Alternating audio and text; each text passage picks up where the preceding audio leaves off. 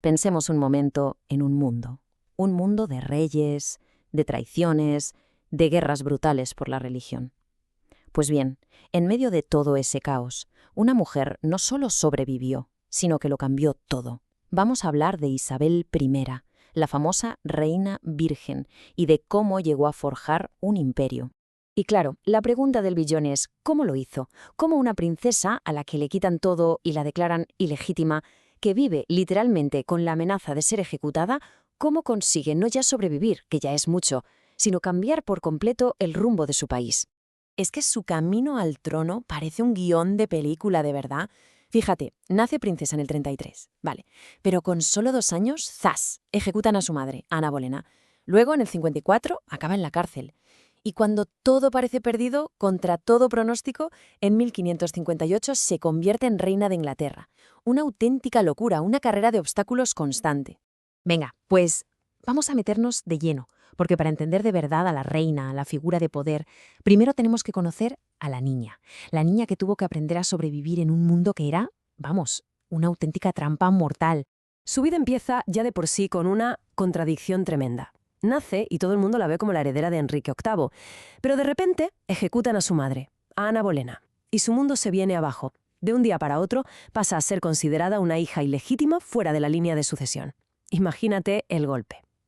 Esa fue su primera gran lección. Y vaya lección. El poder es frágil, es caprichoso y sobre todo es peligrosísimo. Pero aquí viene lo curioso. A pesar de que su situación política era, bueno, un desastre, le dieron una educación increíble. De verdad, una educación propia de un futuro rey del Renacimiento. Aprendió latín, griego, francés, italiano, estudió historia, retórica. Era como si, sin que nadie se diera cuenta, esa niña apartada del poder estuviera, en realidad, afilando a las herramientas intelectuales que un día le permitirían gobernar. Y el momento de la verdad, el punto más bajo de su juventud, llega con su media hermana en el trono, María I, a la que llamaban María la Sanguinaria. Claro, Isabel era protestante, así que enseguida se convirtió en la sospechosa número 1. La acusan de conspirar contra la reina y ¿dónde acaba? En la Torre de Londres, el lugar del que muchos no salían. Su vida, literalmente, pendía de un hilo. Y una experiencia así, claro, te cambia para siempre. La obligó a aprender a ser increíblemente cauta, a tener una paciencia de santo y a controlar sus emociones de una manera casi sobrehumana. Cada palabra que decía estaba pensada, cada gesto calculado. Y ojo, que esto no eran solo truquillos para sobrevivir al día a día, no. Esto se convirtió en la base, en los cimientos de todo su futuro reinado. Vale, ya tenemos a la superviviente. Ahora vamos a ver a la jugadora. Porque cuando su hermana muere e Isabel por fin llega al trono, empieza una partida de ajedrez gigante. Un juego estratégico para afianzar su poder y, de paso, salvar a Inglaterra. Porque vamos a ser claros, cuando la coronan con solo 25 años, lo que heredan no es un regalo, es un marrón de dimensiones épicas. Se encuentra un reino roto por la mitad por las peleas entre católicos y protestantes, económicamente por los suelos, y para colmo amenazado por las grandes potencias de la época, como España y Francia. ¿Y cuál es su primer movimiento? Pues una jugada maestra, pura inteligencia política. En lugar de echar más leña al fuego religioso, que es lo que todos esperaban, buscó la calma. Creó lo que se llamó un acuerdo religioso. Básicamente consolidaba la Iglesia de Inglaterra, sí, pero de una forma muy pragmática, sin entrar en persecuciones brutales al principio. Su objetivo no era tener la razón, era que el país no se desmoronara. Y es aquí, justo aquí, donde empieza a forjar su propia leyenda. Todo el mundo la presiona para que se case. Necesitamos un heredero, necesitamos alianzas. Y ella, en un golpe de efecto, suelta esa frase que pasaría a la historia. Dice que no se va a casar con ningún hombre, porque ella ya está casada con Inglaterra. Su lealtad, su vida entera, era para su pueblo. Y que nadie se piense que esto era solo una frase bonita y romántica. ¿Qué va? Fue una estrategia política brutal. Transformó su soltería en un arma diplomática potentísima. Se pasó décadas jugando al despiste, dejando caer que a lo mejor se casaba con este príncipe o con aquel duque, y así tenía a todas las potencias europeas pendientes de ella, manejando la política internacional a su antojo. La reina virgen no era una muestra de debilidad, era todo lo contrario, era su mayor fortaleza. Claro que gobernar no es fácil y a veces exige tomar decisiones que son sencillamente imposibles. Ahora vamos a entrar en una de las partes más oscuras y dolorosas de su reinado, una decisión que la marcó para siempre. La situación era un polvorín a punto de estallar. Por un lado tenemos a Isabel, la reina protestante de Inglaterra. Pero por otro estaba su prima, María Estuardo, la reina católica de Escocia. Y claro, para muchos católicos, María era la verdadera heredera al trono inglés. 2 reinas, una isla. Era una bomba de relojería. Y el conflicto fue cociéndose a fuego lento. Primero, María huye a Inglaterra buscando refugio, e Isabel la pone bajo arresto, y así se pasan casi 20 años. Pero la cosa se complica cuando empiezan a descubrir una conspiración católica tras otra, todas con el mismo objetivo: quitar a Isabel del medio y poner a María en su lugar. Al final, a Isabel no le quedó otra. Con todo el dolor de su corazón, pero con una frialdad de estadista, firmó la orden de ejecución. El mensaje era potentísimo. La seguridad de Inglaterra era lo primero, por encima de la familia, por encima de todo. A veces, para que nazca una leyenda, hace falta una crisis total, un momento en el que todo parece perdido. Y para Isabel, ese momento estaba a la vuelta de la esquina.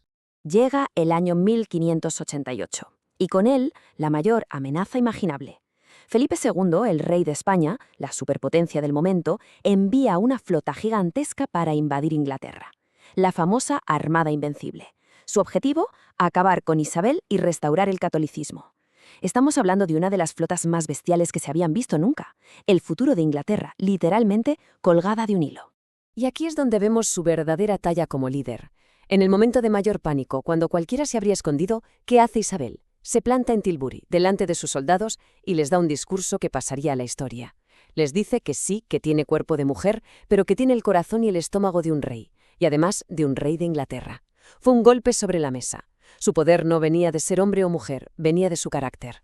Y contra todo pronóstico, la Armada es derrotada. Un poco por la estrategia inglesa y, hay que decirlo, un mucho por unas tormentas terribles. Esta victoria fue un antes y un después. No solo salvó a Inglaterra de la invasión, sino que convirtió a Isabel en un mito, la reina protegida por Dios, la pequeña David que había vencido al gigante Goliat. Pero su reinado fue mucho más que apagar fuegos y sobrevivir a crisis. Fue el momento en que se pusieron los cimientos de una nueva Inglaterra, y también de una nueva forma de entender qué significaba ser un monarca. Es que durante sus 45 años en el trono, Inglaterra vivió una explosión cultural. Es la época de Shakespeare, de Marlowe. Pero no solo eso, fue también la gran era de la exploración, con gente como Francis Drake dando la vuelta al mundo. Y a nivel político consiguió lo que parecía imposible: darle al país estabilidad y forjar una identidad nacional fuerte, protestante y orgullosa.